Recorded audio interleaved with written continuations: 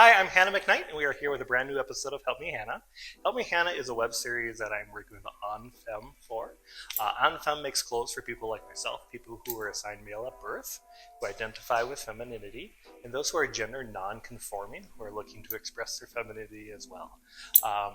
They make beautiful clothes like this dress that I'm wearing, and you can find this dress plus other outfits at onfemstyle.com. So in previous episodes, we have talked about shapewear and bra fittings and different types of style. And I don't know what today's episode is all about, so we are going to read our newest letter to find out what we're going to chat about today. And if you would like to suggest a topic, please email to me at hannahmcknight7@gmail.com. So let's see what we have.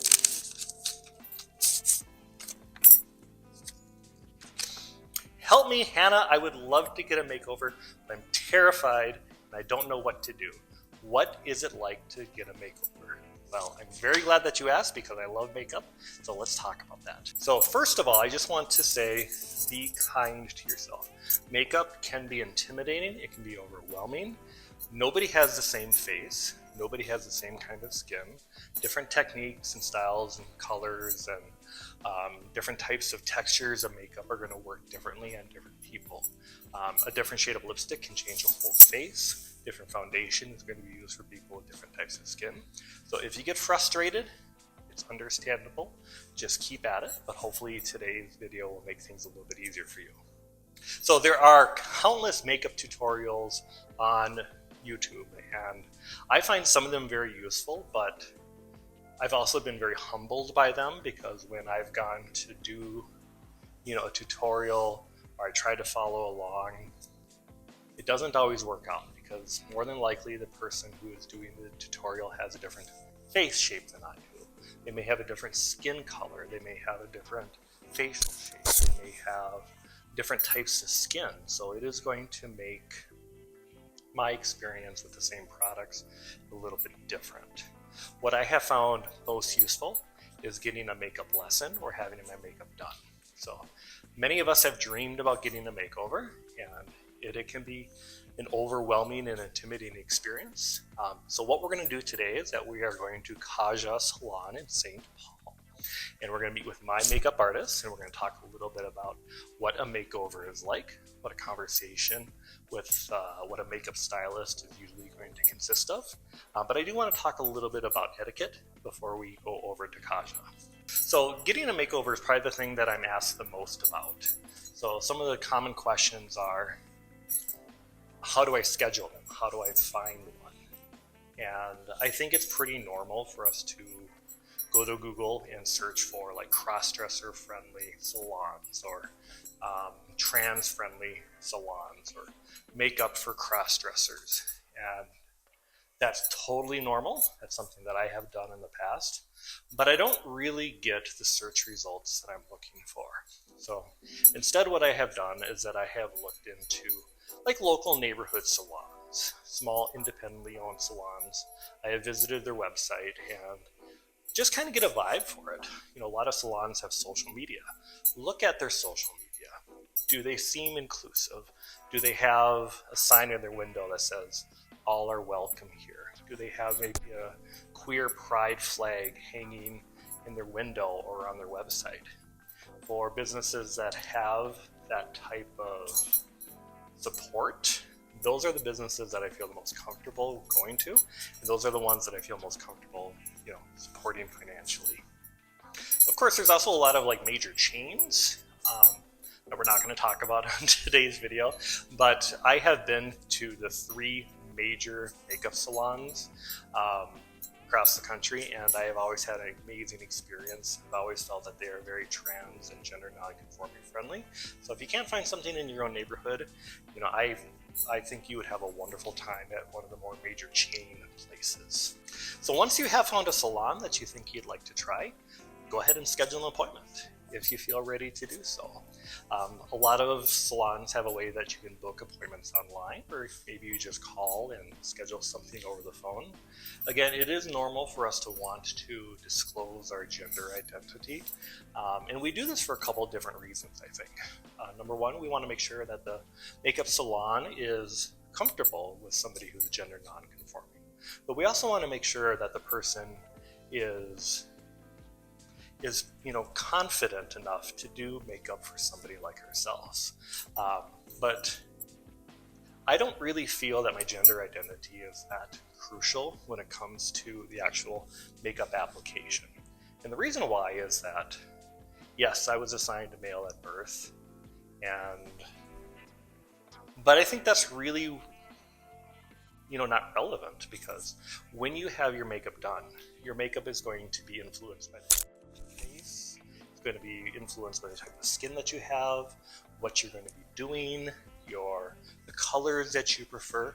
None of that has anything to do with the gender that you were assigned to at birth. So if you feel the need to disclose that maybe you are, not a cisgender female, it's going to be your call, but I caution against disclosing that you are a cross-dresser, even if that's how you identify. And the reason why I discourage against that, again, it's your choice, but I think that a lot of people misunderstand, what a cross-dresser really means. It is a term that I think a lot of people have the wrong idea about. What I feel is more comfortable and more helpful is saying I'm transgender, or maybe I'm gender non-conforming when it comes to scheduling a makeup appointment. And I have never done that, but if you feel that you need to do that, just to kind of get a gauge for how they may respond to somebody like us, that may not be a bad way to go. But again, I personally would advise against using the word cross-dresser, even if that's how you identify. So when it comes to other etiquette issues, most makeup salons will prefer that you come in clean-faced. I think many of us may be comfortable with doing our own foundation, at least. I think for many of us, we are concerned about beard cover or color correcting.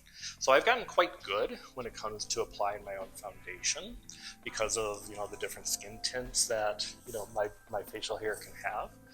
But most makeup salons will want you to come in bare face, so you can discuss what your makeup goals are, so they can work their magic using their products and using techniques that they're already amazing at. Another thing that people ask me a lot is, should I come in male mode? No. Well, if you want. The point is that you should come to your makeup appointment however you feel the most comfortable. Do not change at your salon. They are likely not a transformation service. The bathroom is there for people to use the bathroom. It is not there for you to change from one gender presentation to another.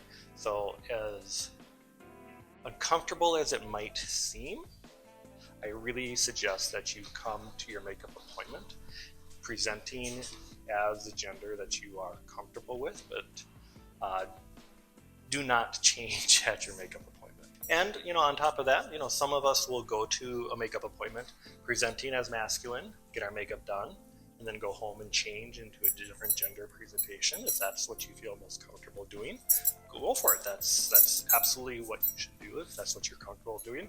Myself, when I go to get my makeup done, I come just like this, but my makeup, of course, is not done. It is a little humbling to look super cute and wear super cute clothes, but have a very masculine face. It took some time getting used to, but I did get used to it. I never had any sort of sideways glances with where I've gone or in the waiting room for other women who are in there. It just does take a little bit of courage. And the last thing I want to mention before we go to Kaja Salon is what else you can do to make your makeup artist experience a little bit more comfortable. And they're going to be very in your face. So a few things I want to recommend is brush your teeth, clean your teeth, floss your teeth, breath mints, gum. They're going to be very close to you, and it's not a very pleasant experience if that person's breakfast is still lingering on their breath. So clean your teeth, clean your mouth before you go. And another thing I want to mention is, if you can, exfoliate. Wash your face. We should be doing that every day anyway, but usually with when I'm preparing to get a makeup appointment done, I will exfoliate. There are some really wonderful like scrubs that you could use on your face, and that does a really good job of doing like a deep clean of your face. Think of your face as a canvas, and they're going to be building on that using different types of makeup material. So let's go see Raven at Kaja Salon. Hi, I'm Raven Huja, and I am Hannah's makeup artist. I've been doing this for about 9 years. And I've been coming to see you for how long? I want to say at least 3. Oh my goodness. Maybe 4 years. I don't know. I've been here at Kaja Salon for just about 5.5 years. So I was really lucky to find Raven, a good, reliable, talented makeup artist who's really a joy to find, and I'm really glad that I've gotten to know Raven not only as a makeup artist but as my friend for the last few years. And when we talked about doing a video about makeup and makeovers, Raven was the first person I thought of because she's the first person I think of when it comes to makeup. Yeah. So just wanted to chat a little bit about what it's like to get a makeover, what I plan for, what some of the things that Raven thinks about, some of the conversations that we have. So, Raven, what do you think is the most important thing that you as a makeup artist wants to know when you are meeting with your client? I would say the first thing is what their makeup goal is. So is this, an appointment that's for a special event, or is it for a photo shoot, or just an everyday learning how to do makeup? So there's lots of different ways that you can do makeup, or applications and different things. So being able to know a little bit about that person's goal with makeup helps us, like as the artist, be able to like bring the right tools and the right knowledge to that person. So that's what I think. Okay. It's the most important. Yeah. What are some of the things that we as a client should do when it comes to preparing for a makeover?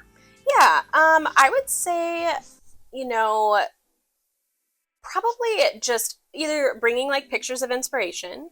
So if you know like what look you want to go for, that's really great. It just, obviously there's such a huge range of what you can do with makeup that having at least like a little bit narrowed down does give some direction. So then that way you kind of can start already in the appointment knowing like where you're going to end up, hopefully. Not that like it's going to look identical to the picture for every person, but at least it gives like a guide for like where we can go. And then also, I think like important prep for any makeup is the skin. So just knowing like, if you want to be like clean shaven or just like exfoliated or moisturized, things like that just helps the makeup, look smoother, last longer, all of that. So just coming with like a prepped face doesn't have to have anything else really on it, but just, like clean, moisturized skin, like ready to go, like a blank canvas. So that's like a great way to start. Understood. Yeah. When I came to see you for the first time, I was very nervous. Yeah. And when I'm not able to book with you and I have to go somewhere else, I also get very nervous because as a trans woman, I worry about does my makeup artist know how to do my makeup? Yeah. And I think over the years I have gotten calmer about that because, my fear was I had a square face and I have, facial hair that needs to be in consideration for. Yeah. So what are some of the steps that if I were to ask you to, feminize my face, I suppose, what are some of the steps that you would do when it comes to like my beard color or like the shape of my face? Yeah, I mean, there's always different things you can do, whether it's just like picking the right foundation so that you can like layer and build up like over the areas that maybe have a little bit more facial hair so that you can cover that to the same level of the rest of the face. So it's kind of, using different techniques to contour the face, whether that's with bronzer or blush, highlighter. So kind of like choosing what you want to feature and like bring out versus kind of like, soften or, not camouflage, but just, give it a little bit more definition in the area that you're wanting. So there's lots of different ways we can do that, like with the makeup. But I think everybody's individual. So you really won't know exactly what you want to do until you actually are looking at the face and just kind of mapping out like where you want to go with the look that they want to achieve. So, yeah. Okay. Does someone's gender identity matter when they are in your chair doing their makeup? No. I feel like, it's really just, for me, always been about like making them feel beautiful, making them feel comfortable, and just being able to be seen in the light that they want to be seen. So whether that's just like, dressing up for a family photo shoot, or, going all out and being glam at like a party or an event, gender doesn't really play into that. It's more just kind of helping that person feel and look how they want to feel that day. So that's how I feel. Then my last question is, what is something that you think that all of us, whether we're gender non-conforming or transgender, not sure where we are, what is one thing that you would like us to know when it comes to meeting with you or another makeup professional? Yeah, I think that really it's just good communication.